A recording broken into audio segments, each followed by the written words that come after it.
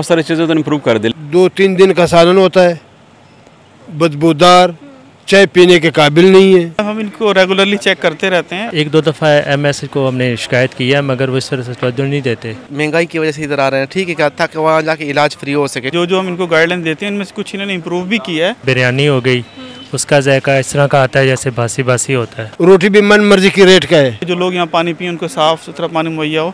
वही असर जो है ना इधर कैंटीन वाले निकाल रहे हैं मरीज उसमें। सफाई का ख्याल नहीं था, ग्राउंड सारे गंदे थे यहाँ पे। महकमे फूड अथॉरिटी ने इस वक्त यहाँ पर निश्चित अस्पताल इंतजामिया के साथ यहाँ पर तमाम चीज़ों की चेकिंग की है कि खाने का मेयार कैसा है, किस तरह से तमाम हाइजीन का ख्याल रखा जा रहा है या नहीं। तो इस वक्त डीओ हमारे साथ मौजूद है, जुबैर साहब। आप बताइए कि आपने यहाँ पर क्या देखा, किस तरह की यहाँ पे क्या जो चीज़ें बन रही थी वो बिल्कुल हाइजीन थी, क्या आपने यहाँ पर देखा? इस पे मैं आपको बताता चलूँ कि हमारी पंजाब फूड अथॉरिटी मुल्तान जो डिस्ट्रिक्ट है, जो हमारी टीम है, ये गाहे बगाहे यहाँ पे हमारे विजिट्स होते रहते हैं यहाँ पे। और उस विजिट्स को मैंने देखा, हम इनको इम्प्रूवमेंट नोटिस वगैरह दे के जाते हैं, ऑब्जर्वेशन इनको ऑलरेडी भी दे के जाते हैं इनको। आज भी क्योंकि हम हॉस्पिटल्स को चेक कर रहे हैं एज अ कैंपेन, तो हमारा विज़िट यहाँ पे निस्तर के हवाले से था। तो बहुत सारी चीज़ें जो हमने ऑलरेडी इनको कन्वे की हुई थी यहाँ पे, और उनमें से बहुत सारी चीज़ें तो इम्प्रूव कर दी, लेकिन फिर भी ऐसा होता है कि बहुत सारी चीज़ें आपकी रह जाती हैं जिस पे आप इम्प्लीमेंटेशन नहीं हो रही होती। कौन कौन सी चीज़ें थी जो पहले इम्प्रूव नहीं थी, इस मतलब आपको इम्प्रूव की? अभी तो मैं आपको बताता चलूँ कि बहुत जो सारी चीज़ें इंप्रूव करने वाली हैं, मैं उनके मतलब आपको बताता चलूँ यहाँ पे कि इनके सबसे पहले तो यहाँ पे इनकी जो उनके ऊपर सॉसेस वगैरह हैं, जो खुराक है उसके ऊपर उनका इश्यूज़, कुछ लेबलिंग का इश्यूज़ है उनके ऊपर। मीन के जो चीज़ें कुछ लेके आए हैं इस्तेमाल के लिए, उसके ऊपर लेबल्स नहीं थे, वो कहाँ से लेके आ रहे हैं, ट्रेसेबिलिटी और लेबलिंग।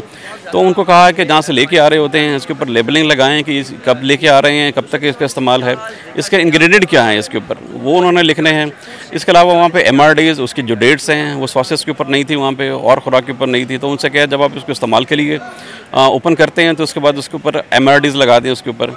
इनके मेडिकल्स का इशू था, मेडिकल जो उनके लोगों के हैं जो यहाँ वर्कर काम कर रहे हैं, तो उनको कह दिया कि अपने मेडिकल्स वहाँ बना लें उनको। और इसके अलावा वहाँ पे जो जगह कुछ ऐसी उन्होंने खुराक के लिए रखी हुई हैं जो अनहाइजेनिक हैं, तो उनसे कहा है कि ज़रा इनको हटा के रख लें, इनकी कवरिंग कर दें इसके ऊपर। और इनको दीवार के साथ पे था और वो हल्का चूना उतर रहा था, वहाँ पे जाले लगे हुए हैं, सफाई सुथराई वहाँ पे करा लें, खुराक को किसी महफूज जगह पे रख लें, ताकि जो भी कांटेक्ट हो जहाँ पे खुराक पड़ी हुई है वहाँ पे कार्बन बहुत ज़्यादा ना जमा हो।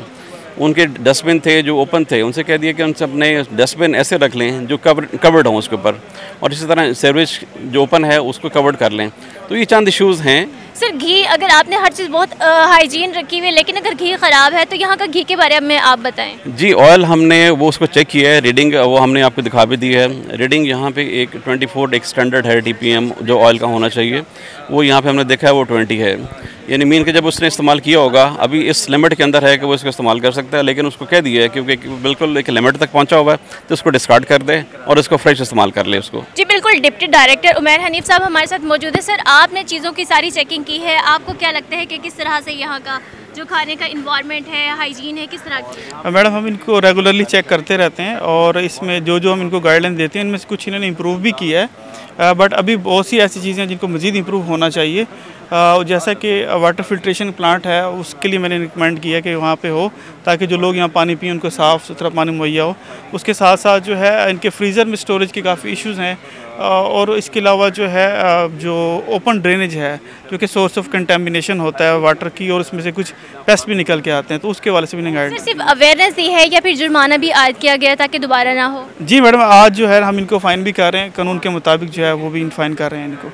अच्छा, सिर्फ खाना जगह ही देखी जाती है या बनाने वाले के हाथ, नाखून, उसकी अपनी बॉडी किस तरह की है वो भी देखा जाता है? जी डेफिनेटली मैडम, ये इन चीज़ों को भी देखते हैं हम, क्योंकि जब तक उस बंदे की, बनाने वाले की अपनी हाइजीन अच्छी नहीं होगी तो वो हाइजीनिक फूड प्रिपेयर ही नहीं कर सकता। आप मुझे बताएं, यहाँ के खाने के लिहाज से क्या चीज़ें अच्छी बनी हुई होती हैं और साफ़ सुथरी होती हैं, या उसमें से स्मेल आती है, प्लेटें गिलास चम्मच गंदे होते हैं? 2-3 दिन का सालन होता है, बदबूदार, चाय पीने के काबिल नहीं है।